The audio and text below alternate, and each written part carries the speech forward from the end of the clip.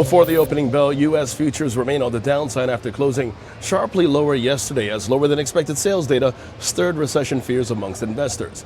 European markets bearish. Asian markets on the downside except for Hong Kong's HSI, all as 93% of S&P 500 constituents traded lower or unchanged. Now, after hours, first in the headlines, we have shares of Adobe, which traded higher in extended trade as fourth quarter adjusted earnings per share for the company managed to beat expectations. Also in the headlines, shares of Amazon.com under pressure in pre-market trade as JP Morgan lowered its price target on the stock. And also in the headlines, Meta Platforms, the Facebook parent, upgraded to overweight over at JP Morgan.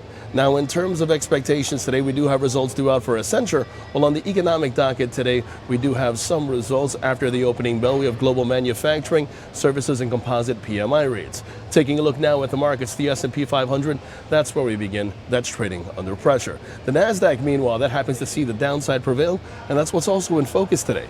The relative strength index is above its neutrality area at 50%. Short positions below 11,540 are favored, with targets at 11,260 and 11,040 in extension. The Dow Jones, that sees the downside prevail.